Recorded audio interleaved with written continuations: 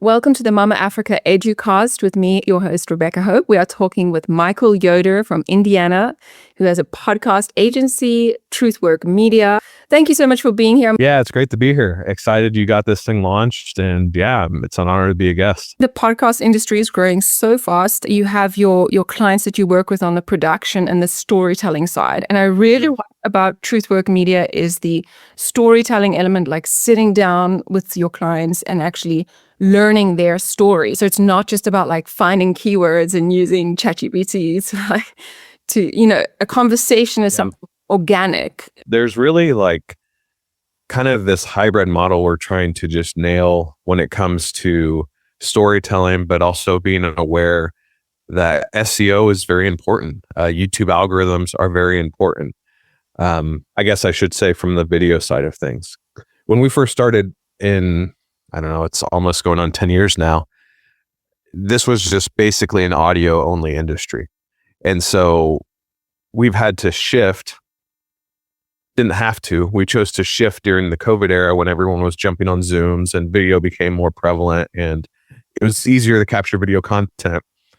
How do we shift the market as the market shifts? How do we go along with it to become audio and video?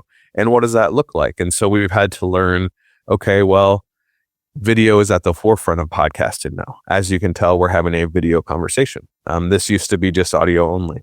And so while the narrative of the story is super important, YouTube also pays attention to different types of formats and algorithms. And those things are important too, if those are important to our client.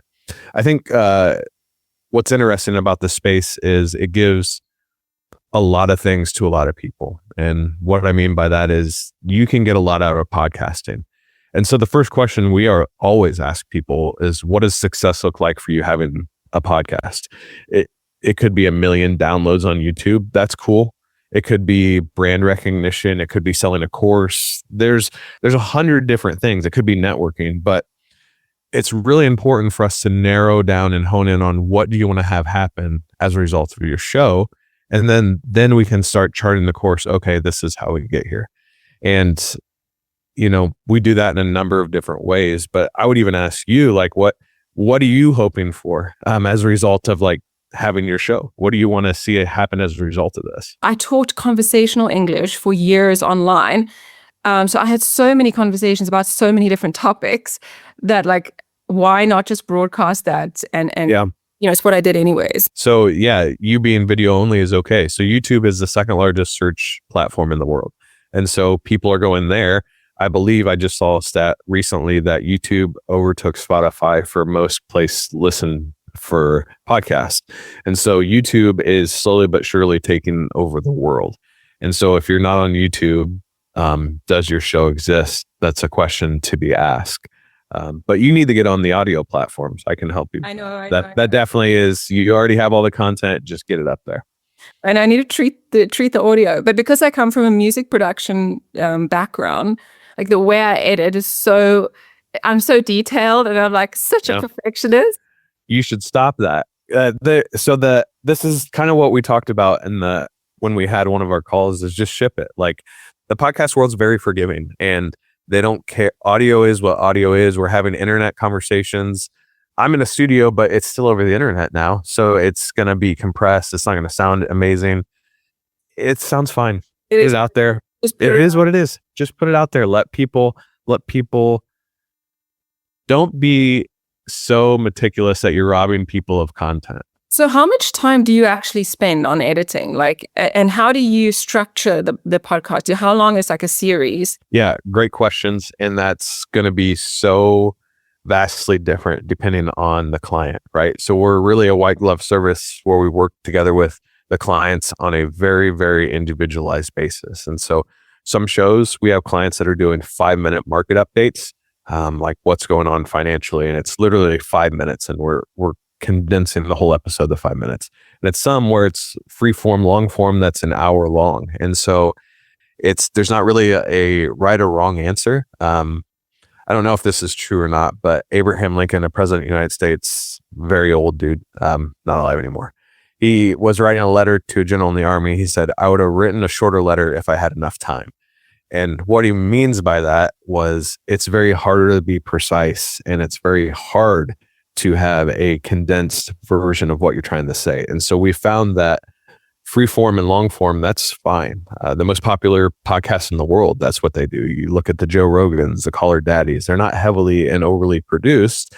It's just a conversation, right? And so it all depends on, again, it all goes back to what is success. Are you trying to have a company podcast where things are tight, polished, and you're just giving facts?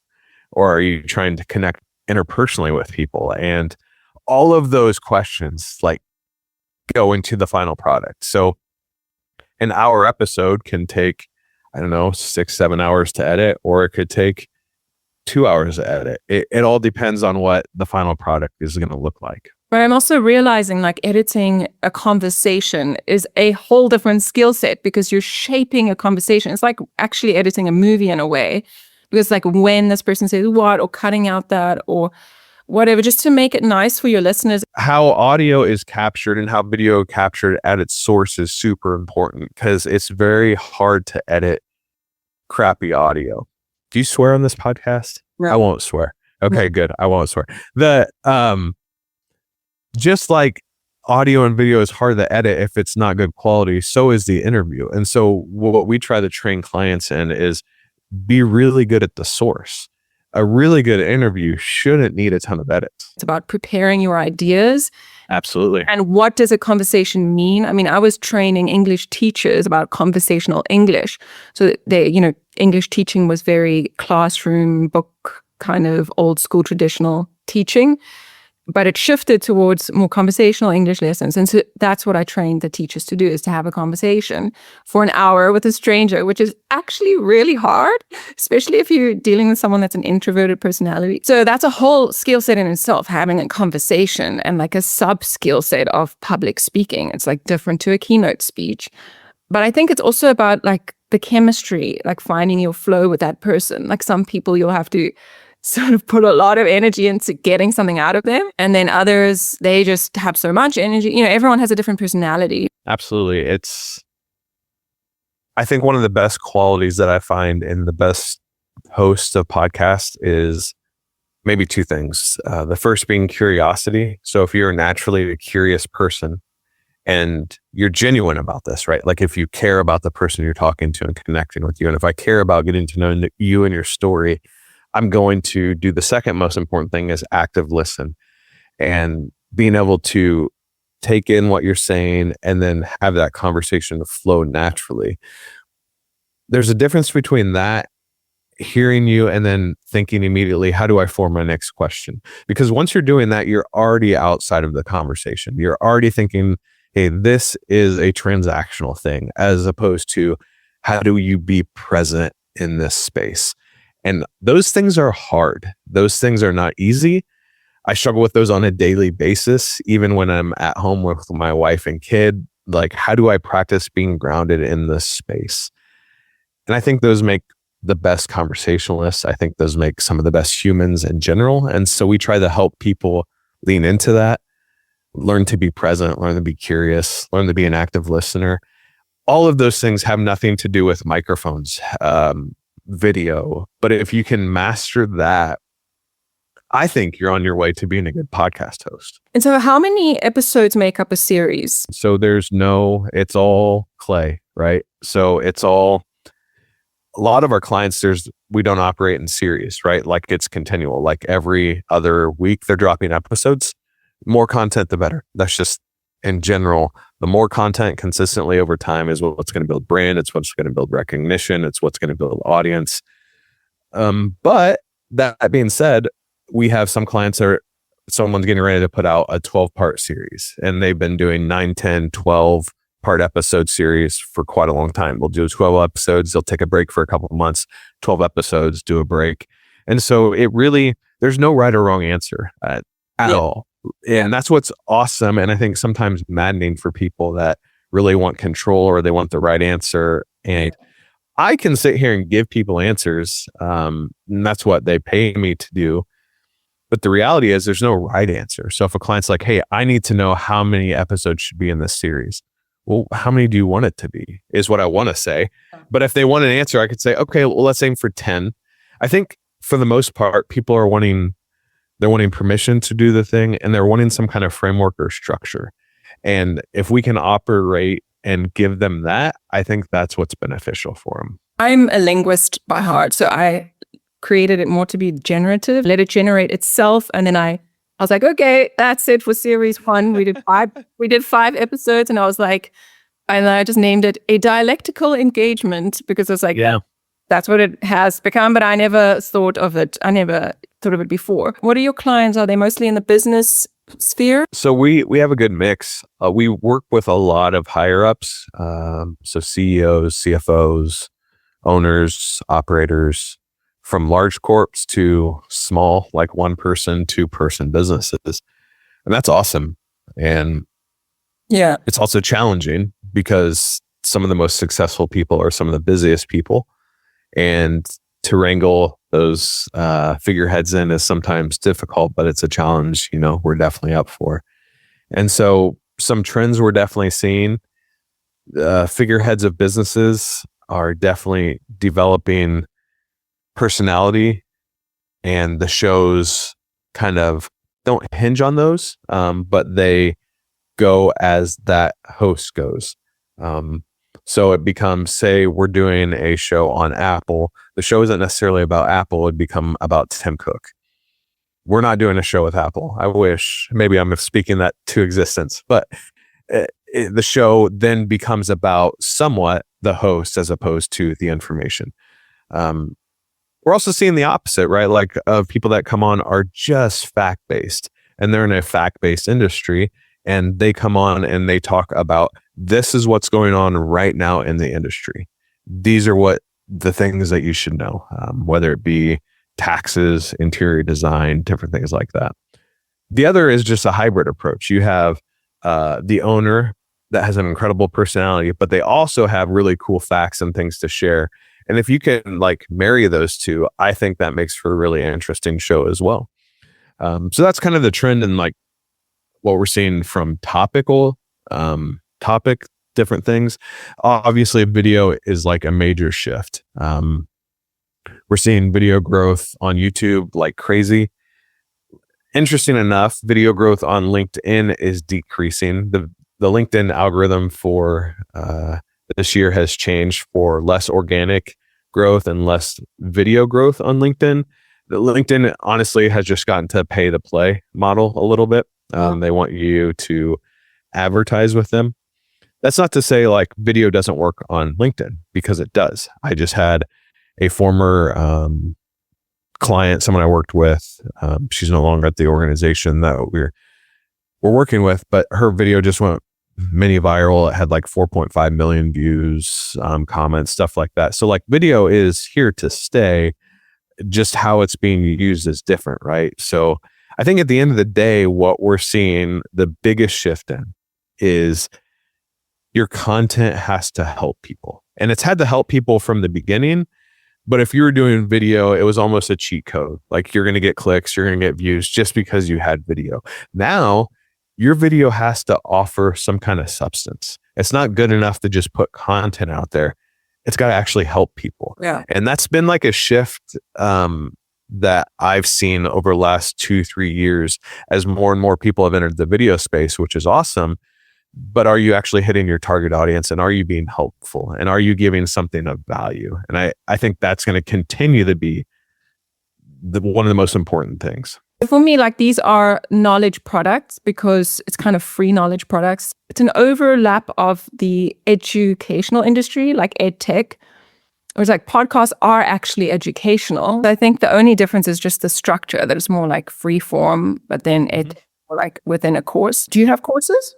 I do not personally have courses. It's something we've kicked around the idea of doing. I just haven't done it. I'm not pro course. I'm not anti-course. I just honestly don't know enough about courses. We're such a hands-on organization where giving someone a course to launch a podcast, I just don't like it, because that's just like counter model to like what we believe. But I get it. Like that could be very beneficial for someone that doesn't want the hand holding, that just wants the information. So I get there probably is a need for that, but I love, and it's not about me, I guess, when it comes to business, right? But I love having myself, and my team meet with the clients. I love hearing their story. I love helping them figure it out. Our team loves helping them figure it out. Like just this week, we had a client that was kind of struggling with their structure of their show. And so Carissa, who is a rock star for us, she's in video editing, not even narrative construction. That's McKenna. She's like, hey, I have some ideas how we can help this person. Let me put this together. And so they collaborated, McKenna and Carissa collaborated to put this model together for this individual client to help them make their show more structured and better because they were struggling with this aspect. We didn't do much prep for this conversation. So I also think that's the way to do it. I agree to some extent, right? It depends on who you're talking to. And you mentioned this a little bit, kind of the energy they're bringing. I've been doing interviews for 10 years. And so if I can't help carry a 30-40 minute podcast, I am in trouble. And so, yes, this was fine for me to jump on with you because I'm going to ask you questions. It's my natural tendency when I'm on a show, I just switch into interview or conversation mode because I'm generally curious about what it is you're saying about the universities and how that's shifted and all of these things. So yeah, maybe not prep for this, but it might be vital to prep for someone that's never been on a podcast because they're not going to understand they have to give more than one word answers, right? And that could get awkward fast. Well, also I come from kind of like the traditional media background. So when I was like 18, 19, I was working at a radio station in South Africa. So I had my own show there, and then I went and did my music career. And I did the sports journalism. So I interviewed like sportsmen. And yeah. But even then, I felt like extremely intimidated. I just wanted to do it because I knew, you have this hierarchy in your mind of like a famous sports person, and then you start shaking and getting all nervous. And I was like, I want to overcome that psychological barrier as young as possible so that I can, communicate strongly with anyone. I would put up my hand in those interview sessions, in the sports sessions, like after their games. There was like international rugby teams, and I'd ask my little question, but my voice was shaking. I had my recorder. So what helped you get over that fright of interviewing people? Obviously, I'm not a famous like rugby player, but you are not nervous at all. I've watched some of your other interviews since No Nerves. Like what transition from that 18-year-old you to now launching your own media podcast? How did that happen? It's such a long process. Maybe it's easier in your country just because I think maybe Americans are more outspoken. So I don't know that that's always good though. There's a lot of negatives with that, right? So it's not all positives that we might be louder and more outspoken. There's the interesting juxtaposition, right, of just because you can say anything doesn't mean you should.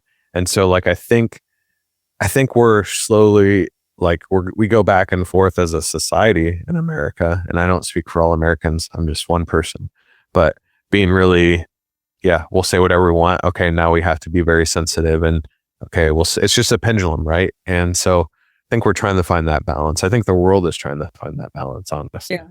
And so we just have to find it together. Yeah. And that's what this does, right? Having conversations with people that aren't like us, that aren't in our culture. And that's one of the best things about podcasting is you get to grow your network. You get to speak with people that aren't like you and don't look like you, don't talk like you, don't have the same customs, cultures, backgrounds as you. And it's just, it makes me better as a person being able to talk to you today. And I think that's a beautiful thing about podcasting. Definitely. What have you found is your speciality in this podcast industry? Our strength, I think, is our personal touch and our ability to walk alongside of clients. You're going to find a lot of people in this space, in this audio video editing space, that do exactly what we do. We produce podcasts. At the end of the day, we make audio and video podcasts. What sets us apart is our willingness and our ability to be personable and human, and to see our clients as human, and to make this a very personal experience. One of our editors is flying out to Colorado today, actually. And one of our clients is there, and she's like, hey, do you want me to pop in and see X, Y, and Z just to say hi and see if they need any help? I said, absolutely. And that's common. Like that, we do that all the time. We want that personal touch with people because ultimately, when you're comfortable and when we make it super easy to create content, you're going to create better content and you're going to do it more frequently. And so we try to ease that friction to content creation. I think that's what we do the best. It's so much about your emotions, who you are, where you've come from, what's important to you. It's really like a big step when you say, okay, I have an idea of a podcast. I think I spoke to you like 4 months ago or something. Yeah. And I've been thinking about this for a long time, and I'm always like, oh, I'd love to have the perfect podcast studio. I can totally see myself doing that. But like, I'm based in Italy, who's flying to Italy for a podcast? Yeah. The cool thing about it is that it can work for business growth, but you also are putting yourself out there as a personality. And if you do gain traction, if that just happens as a byproduct, I'm sure there are like many other opportunities. Yeah, 100%.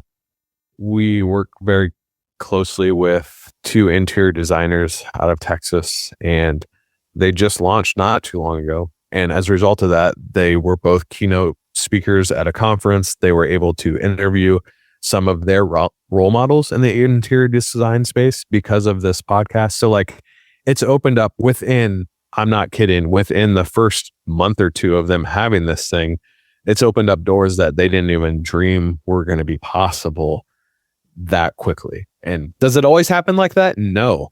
But having this like proof of concept, because what it does, whether you are or not, it kind of establishes you as an expert in the marketplace. You're giving voice to what you know and what you think the market is doing in your area. And it just elevates you and your brand really quickly. Do you help your clients find their guests? We don't do a lot of guest like curating. We can. And we find that either the individual or the business in general have better and more contacts with the people that they're trying to reach out to an interview for multiple reasons. One, you're in that business and industry, you can speak that language, you know how to communicate. And so that I think is important. I don't necessarily think it's super important to have like super popular guests. Does it help? Yes. But if your show sucks, your show sucks. Like having someone that's famous on isn't going to make your show awesome. It can help boost numbers. What I think is cool is doing like some guest swapping. So, hey, come be a guest on my podcast. I'd love to be a guest on yours. And then you can cross pollinate like audiences. And so that's super important. I do think who you bring on is important, but it's not the end all be all. Some of the best doing numbers shows that I've seen are like no-namers that bring great content and value. Again, if you're bringing value, some of the smartest people I know don't have social media. They don't have LinkedIn. They don't have a podcast. So maybe they're not the most popular person online, but they're going to bring a lot of value that's going to do really well. And I like to unlock the value. So I think my style of questioning, because I'm a coach really, and I'm a teacher, and that's what I would do in my English lessons, is like try and get the value out of them, help them with their proposals or whatever documents they had. So I think like a lot of it was conversation, but correlating to the value of their business or what they need to work their way up in their careers. And so that's what I'm trying to do. And also because mine is more about like knowledge production, and I'm trying to represent some of the speakers. So that has immediate value. It's kind of cool because you are in the driver's seat. It's like being a DJ with music, right? Like you can control the vibe and the atmosphere and the mood of every show.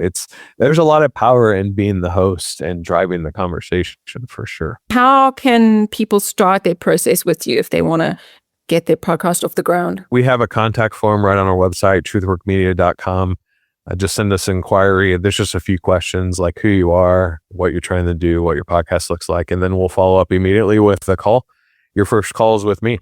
So I field all of our first calls for all of our clients and then figure out, are we a good fit for each other? How can we help each other? And we kind of go from there. If we decide to work together, you'll go through our 6-week launch course of intros, outros, audio gear, video gear, narrative structure, and we really hit the ground running. Just do it. I think that's the main thing. 100%. Just do it. You told me from the start.